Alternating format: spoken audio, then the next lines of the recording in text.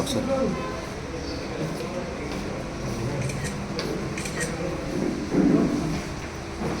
దయచేసి అంత గొప్పండి ఇచ్చినాము, వాళ్ళ డెత్ సర్టిఫికేట్ ఇచ్చినాము, మొత్తం వాళ్ళ ఫ్యామిలీ బ్యాక్గ్రౌండ్ మొత్తం వచ్చేది డేటా పెట్టాము.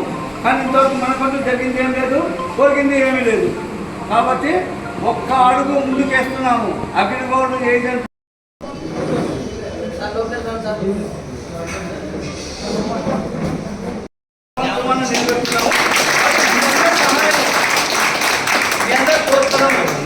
మీ అందరికీ సమిష్టి కృషి ఉండాలని చెప్పి కోరుకుంటూ వీలైనంత వరకు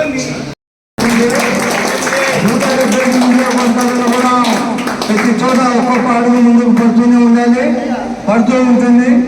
మీ మనసు అన్ని నియోజకవర్గాలు తిరుగుదాం, మన సమస్య తిరుగుదాం, మనకు తోడొచ్చే ప్రతి ఒక్కరిని కలుపుకుందాం, అక్కడ ఒకరిని కలుపుదాం. సార్ నిలబడండి, మేము అందరం నిలబడుతున్నాము, సమస్య ఉంది, సమస్య తీరాలంటే మనం ఒక అడుగు ముందుకు వేయాలి. కాబట్టి ఆ అడుగు మేము ముందుకు వేసినాము, మీరు ఎందుకు వేయకూడదు ముందుకు అని అందరికీ చెప్పి ఇంతమంది మన జూనియర్లు ఉన్నారు, వాళ్ళందరికీ ఇస్తామా లేదా అనేది చెప్పాలి. లేదంటే మీలో ఎవరు ముందుకు వస్తే మేమందరం కృషి చేస్తాం, ఇదే విధంగా పని చేస్తాం.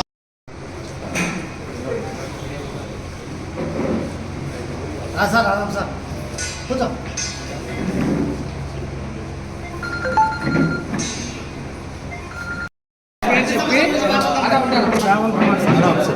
అగ్రిగోల్డ్ సీనియర్ ఏజెంట్ను ఈ అగ్రిగోల్డ్ బాధితుల తరఫున నన్ను ఎన్నుకోవడం చాలా సంతోషంగా ఉంది.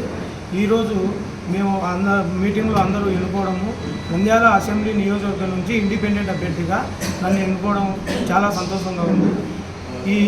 నేను చెప్పేది ఏంటంటే, ప్రభుత్వము మా సమస్య తొందరగా పరిష్కరిస్తే మేము స్టాప్ అవుతాం. మా సమస్య పరిష్కరించుకుంటూ పోతే 175 నియోజకవర్గాలలో ప్రతి అగ్రిగోల్డ్ ఏజెంట్లు ఇదే విధంగా చేస్తారని సభాముఖంగా మీకు అందరికీ తెలియజేస్తున్నాను. సార్ అందరికీ నమస్కారం సార్. నా పేరు సోమన్న. నేను అగ్రిగోల్డ్లో సీనియర్ మార్కెటింగ్ మెంబర్గా పనిచేసి ప్రజెంట్ రోడ్డు మీద నిలబడాల్సి వచ్చింది. మేము ఇక్కడ సమావేశం ఏదైనా కారణం ఏమంటే, మెయిన్గా అగ్రిగోల్డ్ సమస్యను ప్రభుత్వం విస్మరించింది. గత ప్రభుత్వానికి మెమోరాండమ్స్ ఇచ్చినాము, తిరిగినాము ఆఫీసర్ల చుట్టూ. ఇప్పుడున్న ప్రభుత్వానికి మెమోరాండమ్స్ ఇచ్చినాము, తిరిగినాము. ఎవరు మాకు న్యాయం అంటూ ఏం చేయలేదు. మడమ తిప్పను మాట తప్పను మడమ తిప్పను అని చెప్పిన జగన్మోహన్ రెడ్డి సీఎం గారికి కూడా మేము మెమోరాండం 1 టౌన్ పోలీస్ ఇవ్వడం జరిగింది. కానీ ఇంతవరకు మా సమస్య అయితే కొలిక్కి రాలేదు. ఎవరు ఏమి చేసినా మా సమస్య అంటూ ముందుకు రావడం లేదు.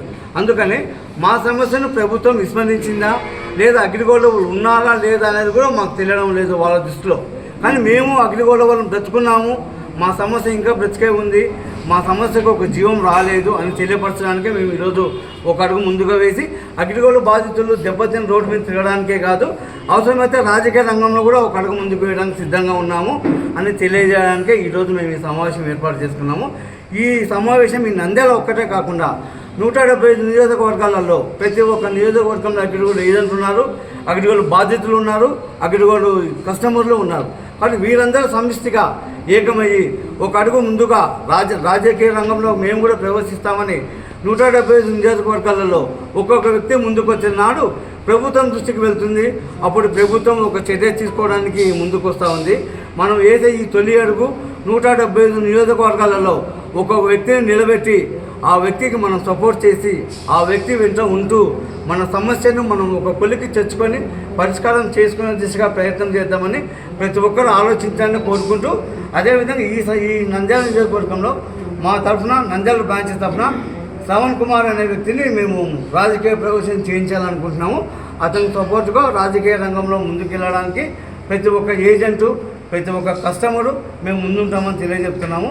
టోటల్గా 175 నియోజకవర్గాలలో 45 లక్షల మంది ఉన్నారు బాధితులు. ఒక్కో ఇంటికి 2 ఓట్లు వేసుకున్నా కూడా దాదాపు 1 కోటి ఓట్లు 175 నియోజకవర్గాలకు పంచండి 1 కోటి ఓట్లను. ఈ మెజార్టీ తగ్గకుండా ప్రభుత్వం తీసుకోవాలనేది ప్రభుత్వానికి మేము మీ మీడియా తరఫున, ప్రింట్ మీడియా కావచ్చు, ఎలక్ట్రానిక్ మీడియా తరఫు కావచ్చు, మీ అందరం ప్రభుత్వానికి మా మనవి ఏమంటే అగ్రిగోల్డ్ సమస్యను తీర్చండి, మేము ఇంకా బ్రతుకున్నామని గుర్తించండి. మా బ్రతుకుని మీరు గుర్తించి మేము బ్రతుకున్నామని గుర్తిస్తే మా సమస్యను తీర్చండి అని ప్రభుత్వానికి తెలియజేయడానికే మేము ఈ రాజకీయ రంగ ప్రవేశం. తప్పుగా అనుకోవద్దండి, మరొక విధంగా అన్యతా భావించదు. ప్రధాన మా డిమాండ్ అగ్రిగోల్డ్ సమస్య తీరాలి, అందరికీ డబ్బులు రావాలా, ఏజెంట్లు కష్టపడి జీతాలు లేవు. ఏజెంట్ వాళ్ళు ఫ్యూచర్ ఫండ్ కట్ చేసినారు, ఆ ఫ్యూచర్ ఫండ్ తిరిగి ఇవ్వాలి. నష్టపోయినా ప్రతి ఒక్క కస్టమర్కి వాళ్ళు కట్టిన డబ్బును వడ్డీతో సహా ఇవ్వకపోయినా వాళ్ళు కట్టిన వరకన్నా ఇవ్వాలి. మెయిన్గా అగ్రిగోల్డ్ లిస్టును ఆన్లైన్లో రిలీజ్ చేయాలి. కస్టమర్ల లిస్టు ఆన్లైన్లో రిలీజ్ చేసి ఏ బ్రాంచ్ తరఫున ఎంత ఉంది అనేది బ్రాంచ్ సీనియర్లను పిలుచుకొని సమావేశం ఏర్పాటు చేసి వాళ్ళ సమక్షంలో ఈ సమస్యలు ఒక కొలికి చేస్తే తప్ప ప్రభుత్వం తరఫున హయ్యర్ ఆఫీసర్ ఎవరు కూర్చున్నా కూడా ఈ సమస్య ఒక కొలిక్కి అయితే రాదు.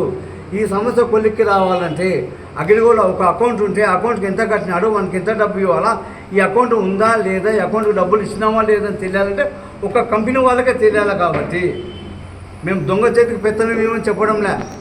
ప్రభుత్వం వాళ్ళని కూర్చోబెట్టి వాళ్ళకు డెడ్ లైన్ ఇవ్వండి, ఇన్ని రోజులు మీరు చేయండి, చేయకపోతే మేము యాక్షన్ తీసుకుంటాము అని స్ట్రిక్ట్గా వార్నింగ్ ఇస్తే ఆటోమేటిక్గా వాళ్ళు దారికి వస్తారు. కాబట్టి మా ప్రధాన డిమాండ్ ఏమంటే అగ్రిగోల్డ్ సమస్యను తీరుస్తూ ప్రతి కస్టమర్కి చెల్లించిన ప్రతి పైసా వాళ్ళకి రావాలి. చనిపోయిన వాళ్లకు ప్రభుత్వం తరఫున వాళ్ళ ఎక్స్ప్రెస్ ఎంత ఇస్తామన్నారో అంతా ఇవ్వండి చాలు.